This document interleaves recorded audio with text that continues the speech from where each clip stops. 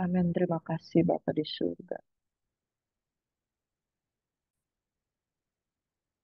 Amin. Terima kasih Bapa di surga. Haleluya, haleluya. Kemenangan terjadi di sini saat kami datang kepadamu, Tuhan. Saat kami datang bertekun, memikul salib. Kami percaya Engkau menggantikan kehinaan, ganti sukacita yang Kau sediakan bagi kami. Terpujilah Bapa, sumber segala kasih karunia yang memampukan kami untuk hidup. Hingga hari ini kami boleh berdiri oleh karena anugerah Tuhan. Kami yang tidak mampu, Tuhan, Kau buatkan kami mampu. Dalam nama Yesus kami bersyukur. Kami sambut berkat firman-Mu pagi hari ini dalam pertolongan Tuhan. Dalam nama Yesus kami berdoa dan mengucap syukur. Haleluya. Amin. Shalom. Selamat pagi, saudara. Apa kabar hari ini? Saya berharap luar biasa. Bagaimana tidur Anda semalam? Apakah baik-baik saja? Saudara, jangan tidur dengan beban-beban yang menumpuk di pundakmu, saudara. Firman Tuhan katakan, marilah kamu yang letih lesu dan berbeban berat, aku akan memberikan kelegaan kepadamu. Pikulah kuk yang kupasang dan belajarlah daripadaku sebab aku lemah lembut dan rendah hati. Saudara jangan tidur dengan beban-beban. Kemudian saudara bangun dengan beban-beban. Karena saudara tahu bahwa kita tidak akan mampu. Tuhan mengasihi engkau saudara. Pada hari ini ketika engkau bangun pagi-pagi saudara.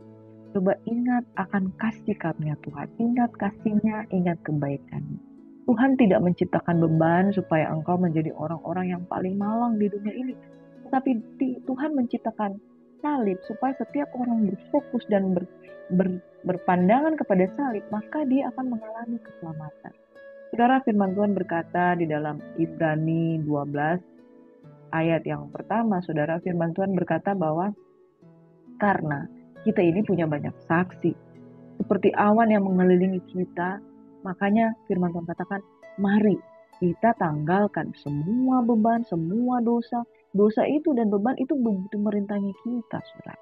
Jadi kalau saudara hari ini bangun pagi-pagi, aduh terasa berat, sulit bersyukur, sulit menyembah, perhatikan keadaanmu.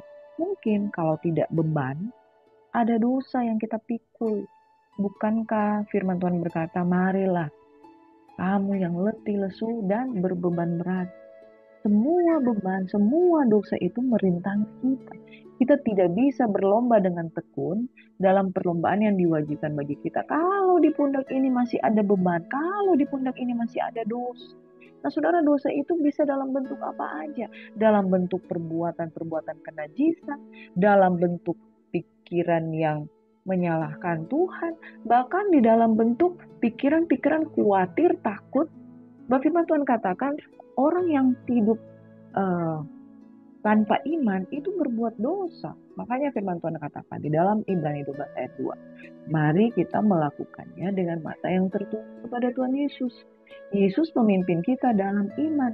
Membawa iman itu kepada kesempurnaan. Yang dengan mengabaikan kehinaan, tekun memikul salib, maka ganti sukacita disediakan bagi dia yang sekarang duduk di sebelah kanan.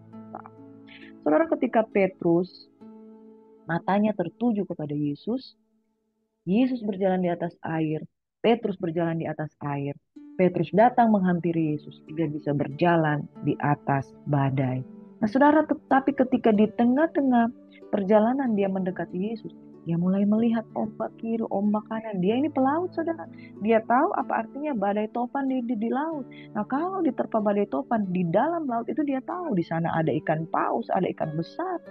Sana bisa ada makhluk mengerikan apa saja ada di sana. Nah, kalau dia berjalan di atas air, namanya air, saudara.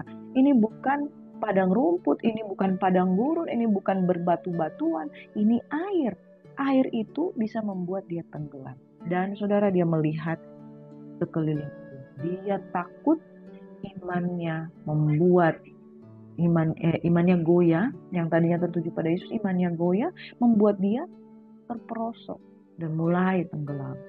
Saudara, ketika kita memiliki banyak masalah, kita fokus pada masalah, kita fokus pada gangguan kiri dan kanan, kita akan tenggelam. Tetapi firman Tuhan katakan, mari kita melakukannya dengan mata yang tertuju kepada Yesus. Ayat 3 di Ibrani 12 katakan, ingat selalu akan dia. Kalau kita fokus akan Yesus, kita lihat Yesus sebagai role model. Dia tekun menanggung bantahan yang sehebat itu terhadap dirinya dari pihak orang-orang berdosa. Supaya kita tidak menjadi lemah, supaya kita tidak menjadi putus asa. Amin. Bapak Ibu Saudaraku yang diberkati oleh Tuhan Yesus Kristus. Yohanes, Rasul Yohanes, Nabi Yohanes, saudara. Nabi Yohanes, saudara, pernah menjadi lemah ketika dia masuk dalam penjara oleh karena Herodes. Dia bertanya kepada Yesus dan murid-muridnya, "Engkaukah yang kami nantikan, atau haruskah kami menantikan yang lain?" Lalu keluar perkataan dari mulut Yesus, "Berbahagialah orang yang tidak menjadi kecewa dan menolak aku." Yohanes, Nabi Yohanes, saudara, mendapatkan tekanan ketika dia di dalam penjara. Yohanes memiliki salibnya tersendiri. Bukan salib seperti salib yang dimiliki Yesus, salib yang berpalang. Tapi salibnya adalah dia dipenjarakan dan terancam untuk dibunuh. Kemudian dia mulai ragu akan Yesus. Saudara, ketika seseorang melihat persoalannya jauh lebih besar daripada keyakinan imannya kepada Yesus, maka ia akan goyah. Saudara, Yohanes juga mengalami goyah. Kemudian Tuhan mengingatkan, berbahagialah orang yang tidak menjadi kecewa dan menolak. Tuhan sedang mengingatkan kita. Setiap orang punya salib yang berbeda. Yesus akan menghadapi salibnya dan itu belum dia alami. Tapi Yohanes sudah duluan dia menghadapi salib, dia di penjara. Dia terancam untuk dibunuh. Karena dia mengatakan kepada Herodes, "Engkau telah mengambil istrimu dengan cara yang tidak halal." Nah, saudaraku yang diberkati, perhatikanlah keadaannya. Kalau hari ini engkau sedang ada di dalam tekanan persoalan, semua orang punya salib. Dan salib kita itu berbeda-beda. Nah, saudara, tapi cara menghadapi salib adalah sama. Fokus kepada Yesus yang tekun menanggung bantahan yang sehebat itu. Fokus kepada salib Yesus. Ingatlah selalu akan Dia yang mengabaikan kehinaan. Saudara, mungkin kita akan dipandang hina, akan dipandang enteng. Orang ini kok punya banyak masalah. Dia cuman ke gereja aja, cuman cari-cari Tuhan. Dia mau dapat apa? Orang akan menghina, tapi abaikan kehinaan itu karena ada sukacita yang disediakan bagi orang yang pikul salib. Pagi hari ini, saudara, mari kita merenungkan sabda firman Tuhan. Dari Matius 14 ayat 1 hingga 12, saya memberikan judul, salib yang dihadapi itu setiap orang berbeda-beda. Yesus memiliki salib, kita belajar dari Yesus. Yohanes juga memiliki salib dalam salib yang berbeda dibandingkan salib Yesus. Tetapi itu juga pergumulan salib yang dihadapi oleh Yohanes. Mari kita belajar firman ini bersama-sama. Matius 14 ayat 1 hingga 12. Pada masa itu sampailah berita-berita tentang Yesus kepada Herodes, raja wilayah. Lalu ia berkata kepada pegawai-pegawainya, "Inilah Yohanes Pembaptis. Ia sudah bangkit dari antara orang mati. Dan itulah sebabnya kuasa-kuasa itu bekerja di dalamnya. Sebab memang Herodes telah menyuruh menangkap Yesus, membelenggunya dan memenjarakannya berhubung dengan peristiwa Herodias, istri Filipus saudaranya. Karena Yohanes pernah menegurnya, katanya, 'Tidak halal engkau mengambil Herodias.' Herodes ingin membunuhnya, tapi ia takut akan orang banyak yang memandang Yohanes sebagai nabi. Tapi pada hari ulang tahun Herodes, menarilah anak perempuan Herodias di tengah-tengah mereka dan menyukakan hati Herodes. Sehingga Herodes bersumpah akan memberikan kepadanya apa saja yang dimintanya. Maka setelah dihasut oleh ibunya, anak perempuan itu berkata, 'Berikanlah aku di sini kepala Yohanes Pembaptis di sebuah talam.'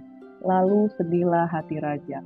Tetapi karena sumpahnya dan karena tamu-tamunya diperintahkannya juga untuk memberikannya, disuruhnyalah memenggal kepala Yohanes di penjara. Dan kepala Yohanes itu pun dibawa orang ke dalam sebuah talam, lalu diberikan kepada gadis itu, dan ia membawanya kepada ibunya. Kemudian datanglah murid-murid Yohanes Pembaptis mengambil mayatnya dan menguburkannya, lalu pergilah memberitahukannya kepada Yesus. Saudara, siapakah Yohanes? Dia adalah seorang nabi. Dia adalah seorang nabi yang dikenal seperti Elia, saudara, seperti Elia yang memiliki karisma, yang memiliki panggilan kenabian yang sangat kuat. Dia adalah seorang pembaptis dan dia menegur Herodes dengan cara yang sangat tegas. Tidak halal engkau mengambil Herodias. Dan saudaraku yang diberkati oleh Tuhan Yesus Kristus, siapakah Yohanes Pembaptis? Dia adalah saudara dari Yesus. Dia adalah anak dari Elisabet. Dan dia bertumbuh bersama-sama dengan Yesus. Dan dia kemudian menubuatkan tentang Yesus adalah yang dinanti-nantikan. Dia membaptis Yesus. Dia membaptis bukan cuma banyak orang, tapi dia membaptis Yesus itu sendiri. Ketika dia menolak membaptis Yesus, Yesus katakan, biarlah dilakukan. Karena demikianlah sepatutnya untuk menjadi teladan. Saudaraku yang diberkati, Yohanes bukan orang sembarangan. Dia adalah nabi, dia adalah pembaptis, dia adalah orang yang berseru-seru di padang gurun persiapkan jalan bagi Tuhan. Saudaraku yang diberkati, pertanyaannya pada perenungan pagi hari ini, apakah dia tidak menghadapi pergumulan? Apakah dia tidak menghadapi salib? Firman Tuhan katakan, barang siapa mau mengikuti aku, ia harus menyangkal dirinya, memikul salib setiap hari, dan mengikuti aku. Saudaraku yang diberkati oleh Tuhan Yesus Kristus, dari Nabi Yohanes ini, saudaraku di dalam Yesus Kristus, dari Nabi Yohanes ini kita melihat bahwa semua orang Tuhan izinkan ada salib, ada pergumulan di dalam hidupnya. Bahkan firman Tuhan katakan, untuk murid-muridnya dia sudah persiapkan, dia nasihatkan, engkau akan menghadapi keluar masuk penjara, pengadilan, tetapi dimanapun engkau tempatkan, maka Roh Kudus akan memberikan kata-kata di mulutmu untuk engkau ucapkan di hadapan mereka. Bahkan di hadapan raja-raja engkau akan berdiri. Bapak Ibu yang diberkati oleh Tuhan Yesus Kristus, ibarat prajurit, ibarat angkatan bersenjata. Murid-murid Kristus, pengikut-pengikut Yesus, dipersiapkan bukan untuk menghadapi keadaan-keadaan yang gampang. Tapi murid Kristus dipersiapkan untuk menghadapi keadaan-keadaan yang sulit. Saudaraku yang diberkati, Gen Z sekarang ini kalau kita lihat, perhatikan, banyak orang yang ketika menghadapi masalah, dia tak tayangkan di konten, dia tayangkan di sosial media, dan kemudian mengadukan setiap pergumulan yang dihadapi. Saudara, kita jangan jadi orang yang suka mengadu. Dikit-dikit ada masalah mengadu. Mental saya udah nggak kuat. Mental saya udah nggak kuat menghadapi mama saya. Mental saya udah nggak kuat menghadapi mertua saya. Apa-apa diposting. Setiap pergumulan, kesedihan apapun diposting di Facebook. Halo saudara, setiap orang punya salib. Nah, salibmu seperti apa? Ukuran berat atau tidaknya suatu masalah tergantung hati kita. Kadangkala anak-anak muda sekarang kena marah dari orang tua, dia sudah oberkan di Facebook, saudara.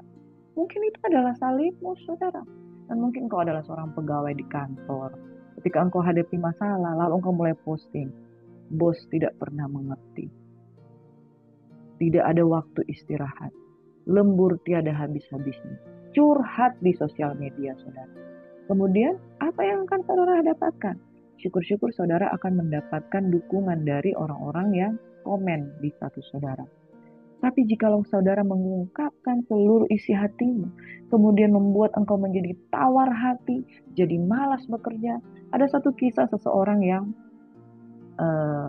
menceritakan keadaannya. Seorang pekerja, dia katakan begini kepada temannya.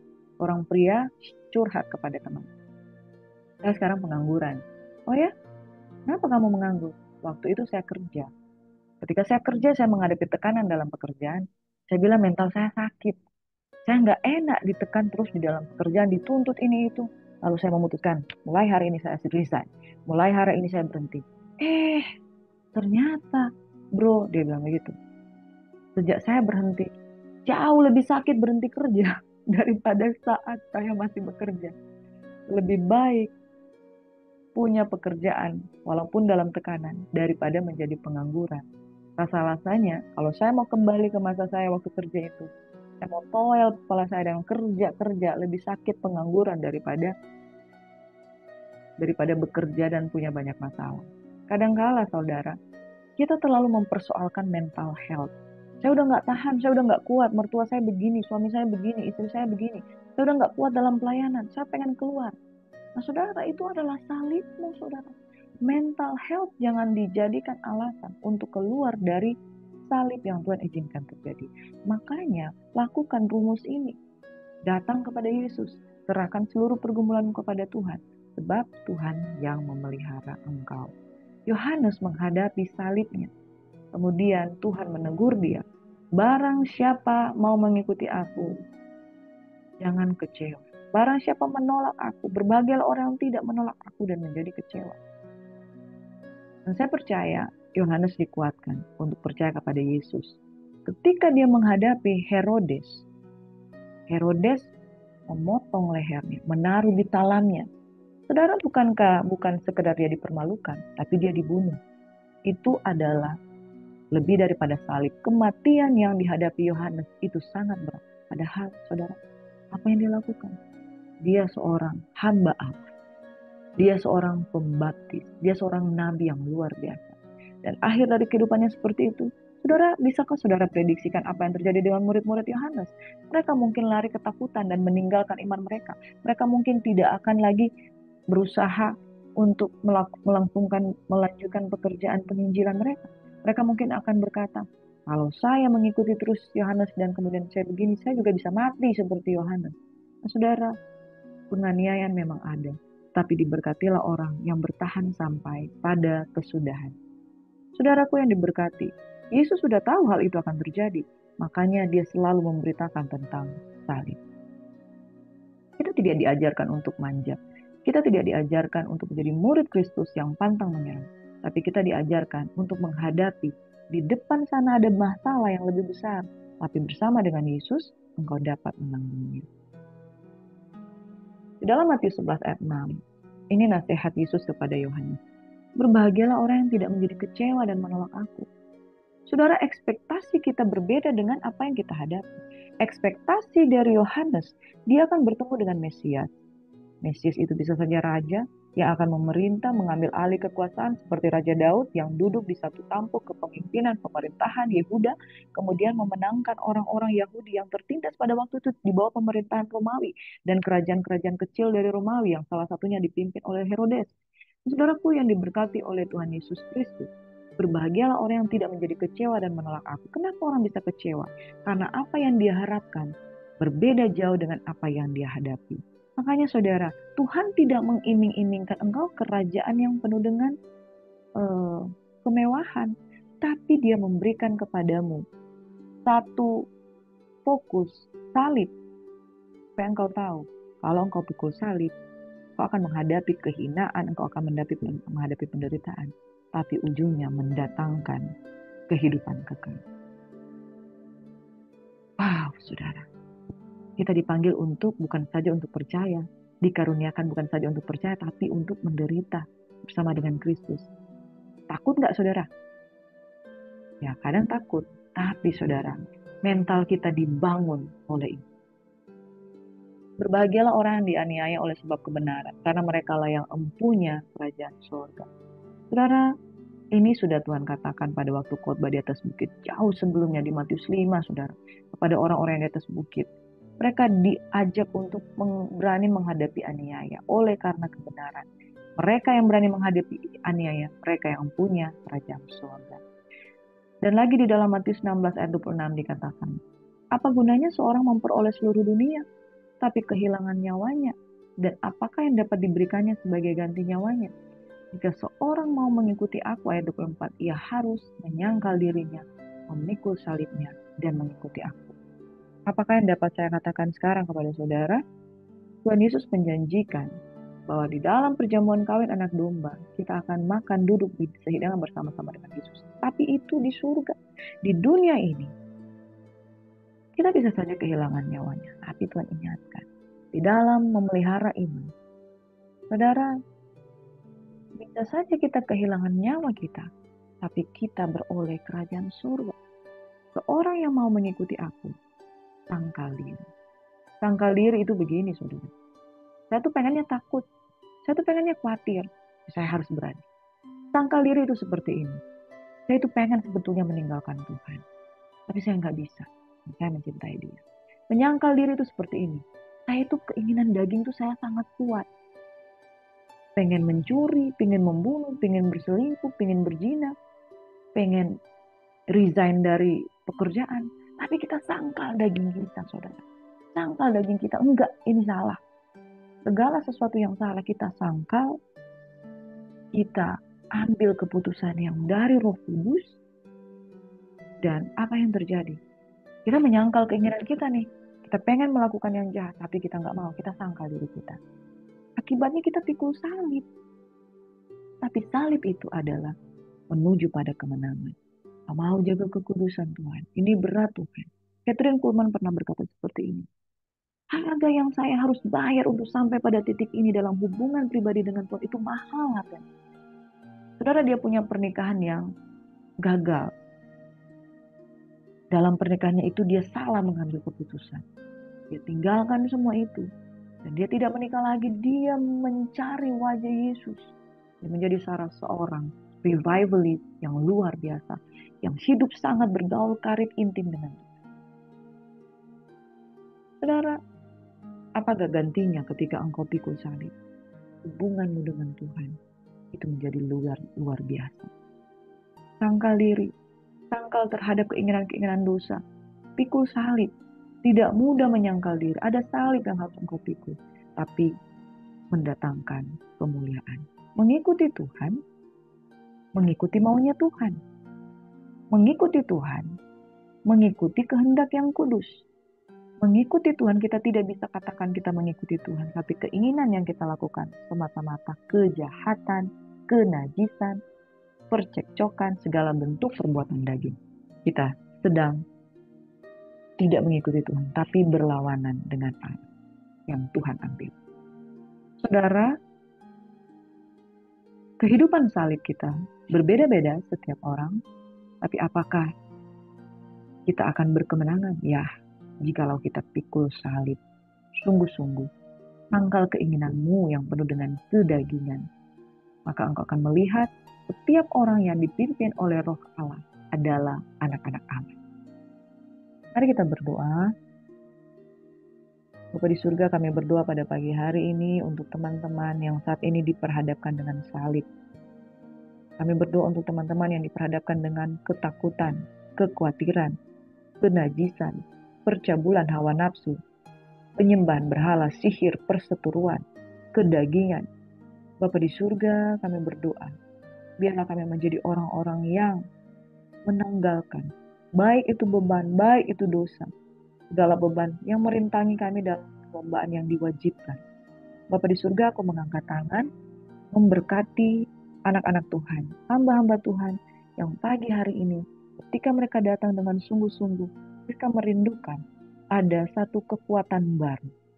Hamba melepaskan berkat, kasih karunia di dalam nama Tuhan Yesus Kristus.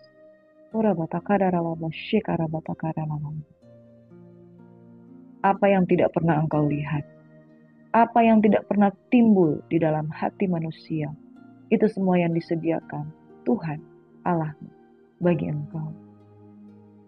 Hamba mengulurkan tangan kepada barang siapapun yang dengan iman percaya salib Tuhan Yesus Kristus membuat dia dibawa pada kemuliaan. Engkau juga punya salib tersendiri. Maka tanggalkan segala beban yang begitu merintangi, apalagi dosa, datang kepada Yesus. Ingatlah selalu akan Dia yang tekun menanggung bantahan yang sehebat itu, yang mengabaikan kehinaan, ganti sukacita yang disediakan bagi setiap orang yang percaya kepada Kristus. Dengan mata yang tertuju kepada Kristus, engkau dipulihkan, engkau diberkati, diurapi saat ini. Sembuh, pulih, hubungan-hubunganmu diberkati Tuhan. Dalam nama Yesus, keluarga-keluarga yang terancam perceraian, aku berdoa dipulihkan dalam nama Yesus. Keluarga-keluarga yang ada di bawah kutuk perzinahan, aku berdoa dipulihkan dalam nama Yesus. Sebutkan nama suamimu, sebutkan nama istrimu, keluargamu dipulihkan dari kutuk perceraian, keluargamu dipulihkan dari kutuk perzinahan, keluargamu dipulihkan dari kutuk kemiskinan di dalam nama Yesus. Dalam nama Yesus dipulihkan, dalam nama Yesus dipulihkan. Anak-anak muda, rumah tangga muda dipulihkan dalam nama Yesus. Kami mohon berkat Tuhan, biarlah kasih karunia dalam nama Bapa, Putra, dan Roh Kudus. Di dalam nama Yesus Kristus kami terima. Dalam persekutuan yang manis dengan Roh Kudus kami diberkati. Haleluya. Amin. Terima kasih saudara. Tuhan Yesus memberkati.